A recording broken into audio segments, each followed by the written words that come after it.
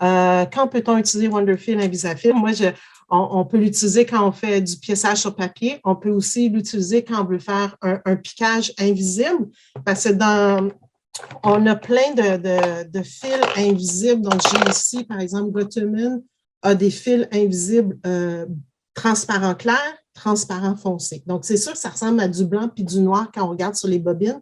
Là, je vous montre celui de Goteman, mais j'ai également, je ne vais pas commencer à fouiller, là, vous voir que vous me croyez, j'ai les mêmes fils de toutes les compagnies, YLI, voyons, j'ai un blanc, Solki, toutes ces compagnies-là font leur version de fil invisible, OK? Et donc, ça, on va l'utiliser quand on va faire le piquage de notre courte pointe, quand on veut aller matelassé, mais qu'on ne voit pas le fil pour ne pas cacher la beauté de l'œuvre. Donc, ça, on va aller les utiliser et le Wonderfill est également un bon choix. Le Wonderfill va chercher les couleurs. Donc, on peut aller prendre des couleurs aussi. Ce n'est pas du fil transparent parce qu'il n'est pas fait en nylon, celui-là. Il est fait en polyester. Mais c'est le même principe. Il est tellement fin qu'il se perd dans la courte pointe. OK? Donc, les fils invisibles en nylon, je vous ai montré qu'il y a le clair puis il y a le foncé parce que si vous voulez piquer des tissus foncés, si vous utilisez le fil transparent pâle, il risque avec la lumière d'avoir un certain éclairage où il va être visible. Alors que si vous prenez le foncé sur un tissu foncé, même s'il y a un éclairage dessus, il va rester invisible. Alors que si vous avez des fils, des tissus clairs comme blanc, crème et tout ça, vous comprenez, là, avec ce fil-là, même avec un éclairage, il va bien paraître. OK? Donc, ça ressemble à ça pour les fils transparents, toujours foncés. Et ils ont le pâle chez YLI. Orifil a également du fil transparent. Solki a également du fil transparent. Oui, je sais, j'ai beaucoup de fils. Donc, beaucoup de compagnies font des fils transparents que j'aime beaucoup. Est-il vrai qu'on ne met pas le fil transparent dans la bobine? Dans la bobine en dessous? Effectivement, parce que, en fait, quand on y pense, la bobine transparente, c'est que tu veux que ce soit le dessus de la courte pointe que tu as besoin d'avoir l'effet de transparence. Derrière la courte pointe, il n'y a personne qui regarde ce côté-là. Donc, tu vas vraiment utiliser un fil, mais il faut que tu fasses attention du choix du fil parce que s'il remonte sur le dessus, tu ne veux pas qu'il soit visible. Fait que tu veux une couleur qui ressemble le plus possible à ton tissu de dessus aussi, mais tu ne mets pas la bobine, tu ne mets pas le fil transparent dans la bobine, tu le mets juste en haut. D'où, comme moi, par exemple, quand j'utilise un fil transparent sur le dessus, je vais aller chercher un fil 60 deniers pour mettre sur le dessous de la courte pointe dans la bobine. Puis faites vos tests, c'est vraiment important. Gardez-vous des fat quarters, faites-vous des tests pratiqués, regardez comment vous trouvez la couleur. Comme même moi, quand je pique avec des fils qui changent de couleur, je ne mets pas le même fil en dessous parce que ça ne sert à rien. Puis, tu n'auras jamais la certitude que quand on fait des rouges en haut, que tu aies le fil rouge en bas. Fait que je vais choisir une couleur, celle qui risque de se fondre le mieux dans la section que je vais piquer, donc d'une couleur unie. Je le mets en dessous, puis je mets mon fil qui change de couleur sur le dessus seulement. OK? Donc, j'espère que c'est bon. Le fil transparent est-il piquant?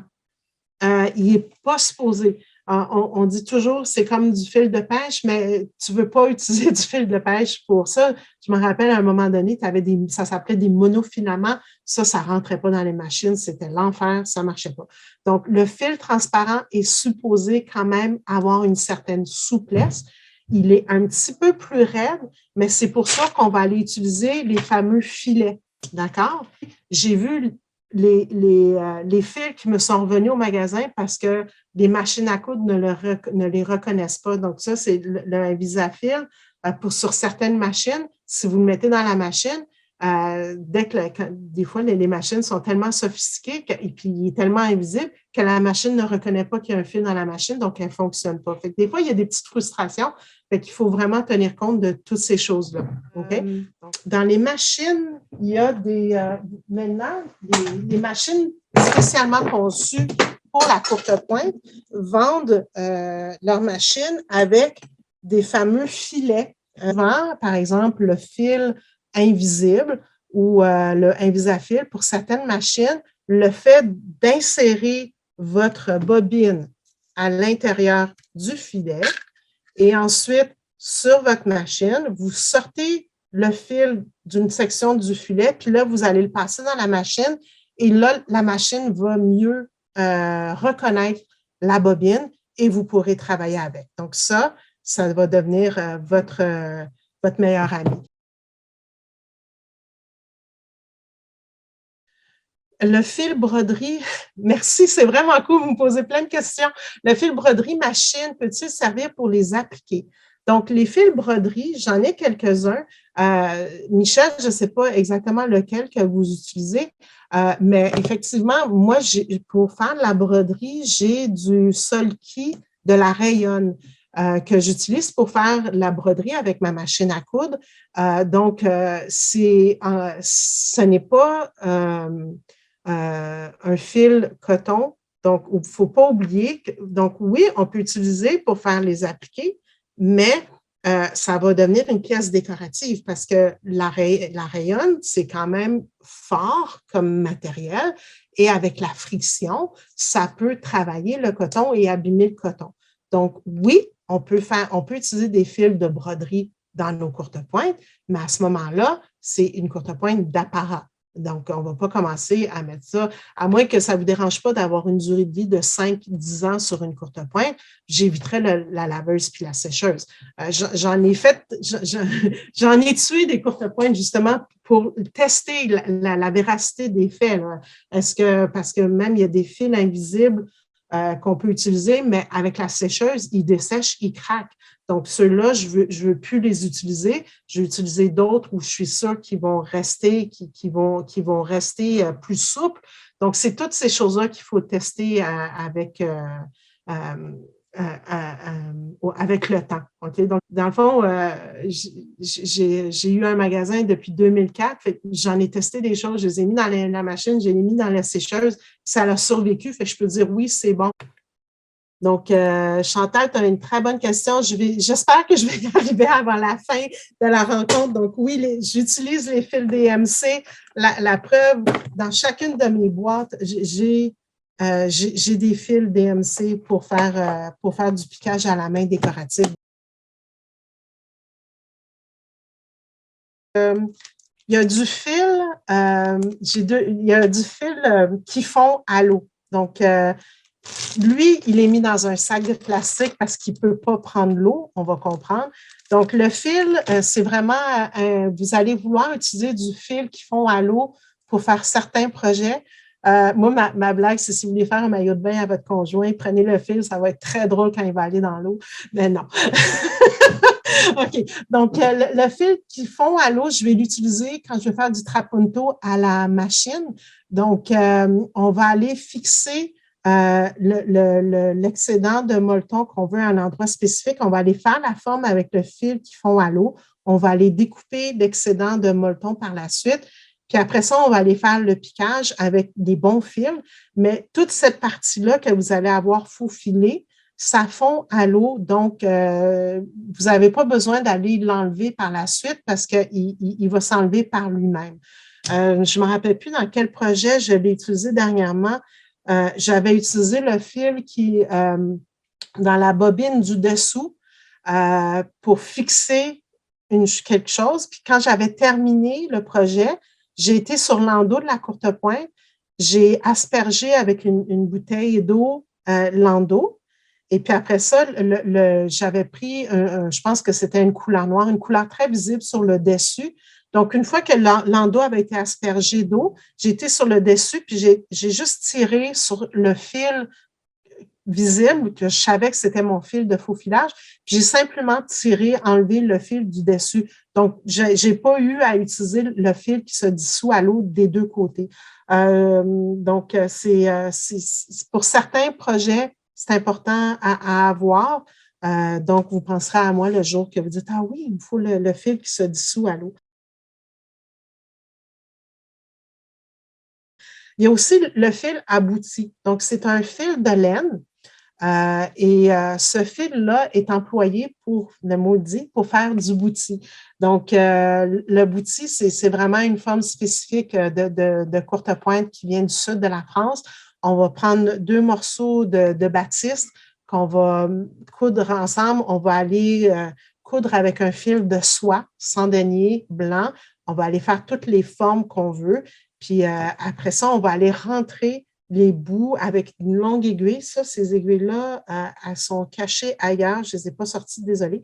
Il y a toute une série d'aiguilles spécialement conçues pour le bouti. Et là, on va aller rentrer les morceaux de laine comme des vermicelles dans chaque section pour aller donner cette troisième dimension. C'est absolument splendide. Le bouti, c'est tout un art. Donc, vous allez avoir besoin de ce fil-là pour faire ça. Plusieurs compagnies font des fils métalliques, mais pour ça, je dois avouer, ceux qui gagnent la palme pour moi dans les fils métalliques, c'est Wonderfil. Donc, j'en ai plusieurs, juste pour faire exprès, vous voyez, donc j'ai plusieurs couleurs. J'adore l'utiliser dans le piquage de courte pointe décorative. Surtout à Noël. Je suis une fan des courtes pointes de Noël, donc là, je ne vais vraiment pas hésiter pour aller chercher ce fil-là. Justement, j'en ai un ici qui est splendide. Donc ça s'appelle un sizzle de Wonderfil, donc 4 épaisseurs. Il est vraiment splendide, mais il a un traitement tout à fait différent de toutes les autres. Donc là, justement, je vais prendre un fil 60 deniers en dessous pour piquer juste avec lui sur le dessus et prendre un fil métafil, la plus grosse aiguille parce qu'il est très épais. Si ça ne fonctionne pas sur votre machine, si le fil est vraiment trop épais et il ne peut pas rentrer dans votre aiguille, il y a une autre façon de s'en sortir. J'ai fait une vidéo sur YouTube. On adore les gros fils, vous voyez, donc celui-ci. C'est un fil de toujours Wonderfil Razzle, donc c'est rayon et si je ne me trompe pas, c'est un 18. Donc, il est vraiment très épais. Et même là, quand j'étais au magasin de machine à coudre pour acheter le fil, j'ai testé, je n'étais pas fine. J'ai décidé de tester, puis j'ai dit quelle aiguille qu'il me faut pour coudre avec ça. Et puis, elle m'a vendu une aiguille de jeans le plus épais, là, le 110, le 80, mais ça ne rentre pas dedans. Alors, le truc, c'est de mettre les gros fils dans la bobine du dessous et de prendre un fil qui vraiment se fonde, même couleur de fil sur le dessus, mais mince, un 50 deniers. Et vous allez donc piquer la forme que vous voulez, mais à l'envers. Donc, vous allez travailler sur l'endos de votre courte pointe. Vous allez coudre, pas de main libre, vraiment avec le pied marcheur. Vous allez aller coudre la forme que vous voulez. Et dans le fond, ce qui va arriver, c'est que vous allez coucher le gros fil sur votre courte pointe de dessus, puis c'est le fil du dessous qui va tout simplement aller entourer le fil du dessus pour le stabiliser sur le dessus. Donc, c'est complètement différent. Donc, souvent, j'étais une des premières qui disait comment est-ce qu'on peut piquer avec un gros fil comme ça? Ben, c'est à la machine, vous allez le travailler à l'envers.